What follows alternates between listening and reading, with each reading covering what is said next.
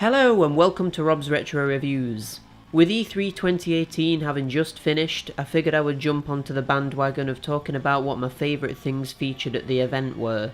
For this list I'll only be talking about games featured at the 10 main conferences, so anything mentioned in pre or post shows will be ignored for the sake of keeping this video relatively short and concise. So we're talking about EA, Ubisoft, Microsoft, Bethesda, Sony, Devolver Digital, Limited Run Games, Square Enix, PC Gaming Show and Nintendo's main conferences, and none of the side stuff. So let's get on with the list with my 15th highlight, shall we?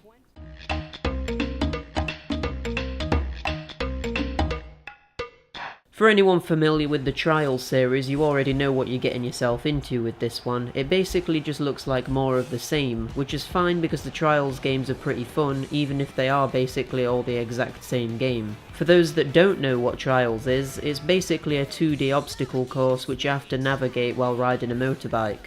Think of it as being a blend between a racing game and a platformer. The games are notorious for getting quite difficult, but it's one of those things that's easy to pick up but hard to master. So anyone can have fun with it at any skill level, but the better you get at the game, the more stunts you'll be able to pull off, and the cooler you'll end up looking.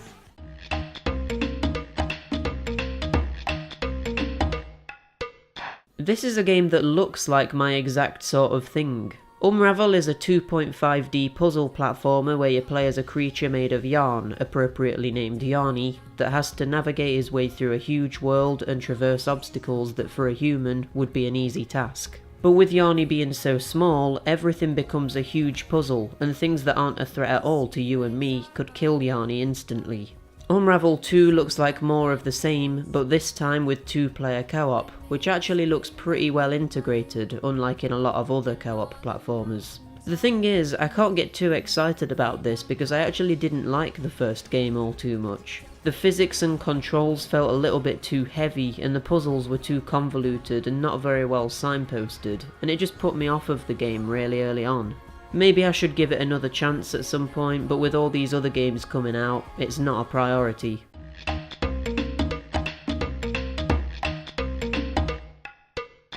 So this is the newest game in the EA Originals line, basically where EA publishes an indie game by finding independent developers and funding them. The previous game they did this with was A Way Out, which I really want to play at some point.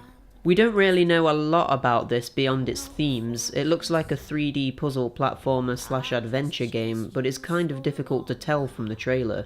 The basic premise of the story though is that you're a girl who is physically transformed into a monster because of the intense loneliness she feels in life. So I imagine that the game's world is a manifestation of her thoughts and feelings, and the game will ultimately be about overcoming them. It's a nice premise, and I'm excited to see more of this.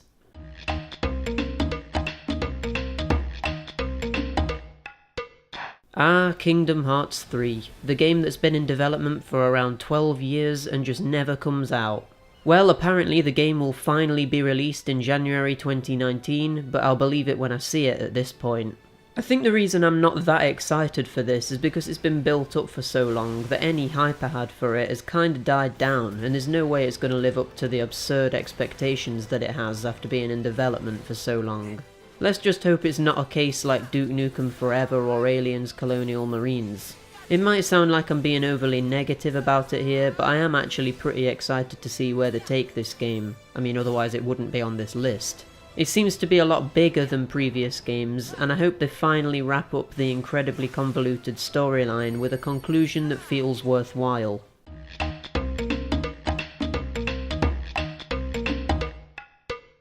I initially thought that this was Life is Strange 2 and got very excited, but then learned afterwards that this is in fact a side story set within the Life is Strange universe, intended to act as a sort of bridge between the first season of Life is Strange and the second, as well as introducing players to the fact that Life is Strange isn't always about the same cast of characters and is more of an anthology of stories. Regardless of whether this is Life is Strange 2 or not though, The Awesome Adventures of Captain Spirit looks like a very interesting game with you taking control of a young boy who appears to have an overactive imagination, which is perhaps used as a coping mechanism for something else going on in his real life. This has potential to be an incredibly dark story, but even if it isn't, I'm sure whatever they do with this will be an amazing ride.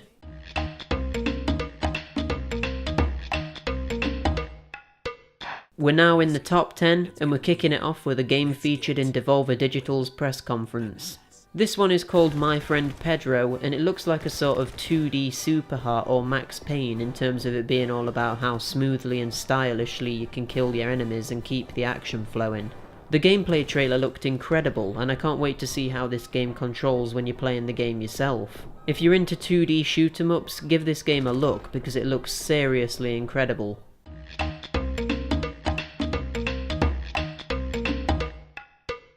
There's quite a few games coming out set in the feudal Japanese period, isn't there? There's Nioh 2, Ghost of Tsushima, and another one which will be featured on this list a bit later. Even though these are all different and will probably be released at different times in the year, it does worry me a bit that people will either confuse them or only end up playing one of them. Either way though, Ghost of Tsushima is developed by Sucker Punch, the people behind the Sly series and the Infamous series, so you know it's in good hands.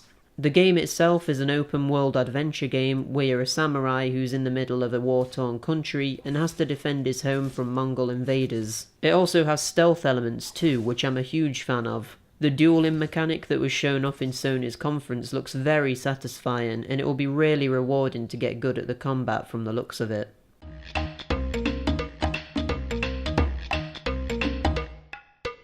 Despite the fact that these games are aimed at a younger audience than the core Pokemon games, I still can't help but get excited about the prospect of a Generation 1 Pokemon remake. Or should I say, another Generation 1 Pokemon remake.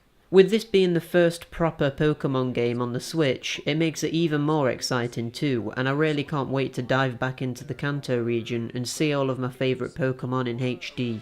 I like how they've incorporated the Pokemon Go Pokeball thrower mechanic because that always felt really satisfying on mobile, and it's a lot more interactive than simply pressing a button to throw a Pokeball. Another nice touch is letting you actually see wild Pokemon in the grass rather than them randomly appearing, and also the fact that you can have your Pokemon follow you as you walk around the world, like in the Gen 2 remakes. There really isn't all that much to say about this one. If you're a fan of Pokemon, you're probably already going to get this, and if you're wanting to get into Pokemon for the first time, then this will be a good place to do it.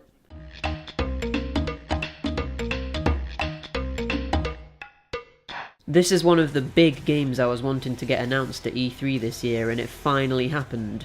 The Doom 2016 reboot is finally getting a full-on sequel, and I can't wait to jump back into the Doomslayer's boots. I am a little bit disappointed that we didn't see gameplay and only really got a short teaser, but we don't have to wait long until QuakeCon, where they've said more information will be revealed about the game. I'm seriously excited for this one, and I'll most likely get this on day one.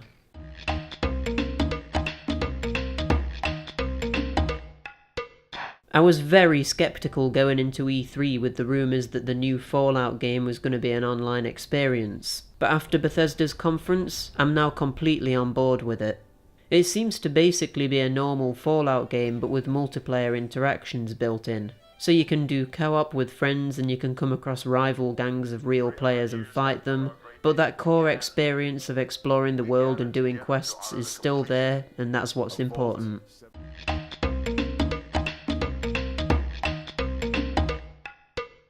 Okay, we're now in the top 5, and this is where the big dogs come out. My absolute highlights of E3 and the ones I was going absolutely crazy for. Out of every game announced at E3, this came as the biggest surprise and got the second biggest reaction out of me. I've been anticipating this game for literally years since they very first said they were starting development on it, and for it to be finally properly revealed and look this damn good, it just makes me so happy.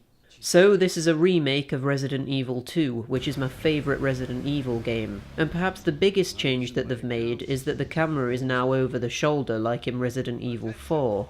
I almost don't know what to say about this. The graphics and visual style just looks absolutely amazing, and it looks so faithful to the original while also adding a ton on top of that original experience. The Resident Evil 1 remake is one of the very best remakes ever made, and this Resident Evil 2 remake is shaping up to be even better than that.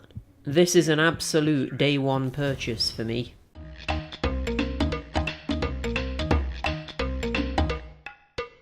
The big reveal of Nintendo's E3 Direct was the newest Super Smash Bros., which includes every single character from every single previous game, which is an absolutely insane amount of characters. And it was even stated in the direct that this is the biggest crossover in video game history. Crazy stuff. What more can I say?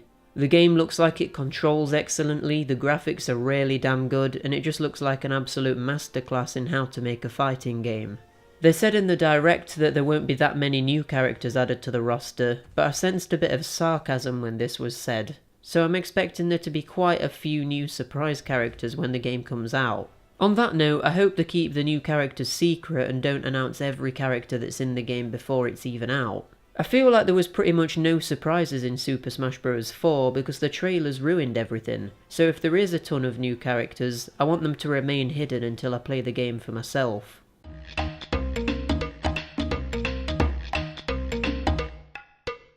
Honestly, I think the top 5 games on this list are interchangeable because they're all so different and I can't decide where they're ranked. I feel like I'm equally excited for all of them.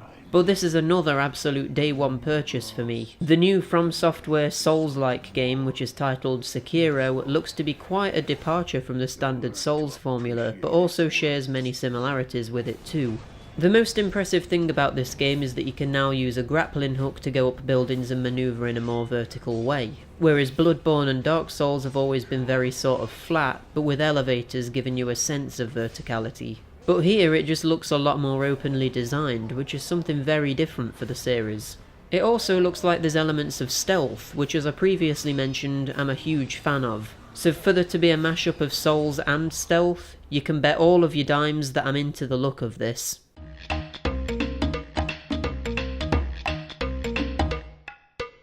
I'm an absolutely massive Metal Gear fan. Metal Gear Solid 3 in particular is an amazing game and one of my favourites ever made. So for the director of the Metal Gear series to have moved on to a new IP without being shackled by Konami, well, I was on board with this before I even knew anything about it. I figured that after this E3 I would know a bit more about the game, especially after seeing gameplay, but even now I still feel like I don't quite know what the game's about, and I love it. It just looks so mysterious and weird, and maybe even a little bit scary. I'm totally into this, and it's yet another day one purchase. I only wish that we had some sort of concrete release date to look forward to, but maybe at PSX we'll get that.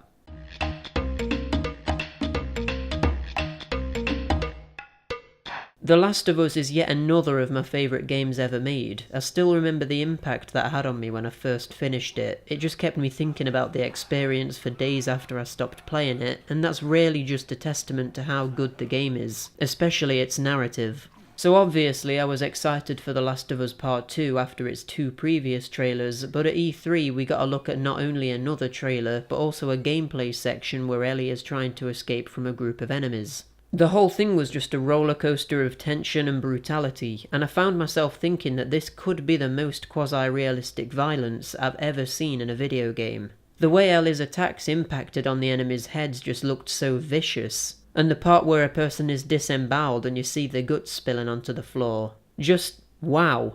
This game isn't holding anything back, and I can't wait to see what happens to Ellie and Joel in the next adventure. Again though, the only slightly disappointing thing is that we still don't have a release date. Well, I would say that this has been an absolutely fantastic E3 overall. There was a ton of games announced, a lot of release dates revealed, and a lot of information given on upcoming games we already knew about too. I want to give a special mention to Limited Run Games, who are doing a physical version of Spelunky on PS4 and PS Vita too. You can bet I'm going to pick that up because I love that game, and to have it in my physical collection will be awesome. I have to say though, I think the way they did their conference missed the mark a little bit, and it would have been better to have just have done normal interview sections between the games, rather than the weird badly green screen thing they were going for. But still, they had quite a few good announcements. Also, Overcooked 2 was announced at the Nintendo Direct, and I'm quite excited for that, but because I haven't played the first one, I felt it would be a bit weird to include it on the list. I really want to play Overcooked, and I pretty much know for a fact that I'll love it, but I just haven't had the time to pick it up. I did expect to see some more information on some other games that I know are in development, such as Gen Design's new game, Gen Design being some of the core Team Ico members who separated from Sony during the making of The Last Guardian, Bluepoint Games' next remake, the Medieval remake, Spyro Reignited trilogy, Spelunky 2, Metroid Prime 4, Oddworld Soulstorm, Team Sonic Racing, and that new Yarn Yoshi game. But you can't get everything you want, can you? Even without all of those games though, I'm really looking forward to a lot of the stuff that was at E3, especially my top 5, and I can't wait to give them all a try. Thanks for watching this video. If you enjoyed it, give it a like and leave a comment letting me know some of your E3 highlights. Also, if you want to see some more content of mine in the future, give me a subscribe, and if you're feeling extra generous, click the notification button too. Until next time, bye!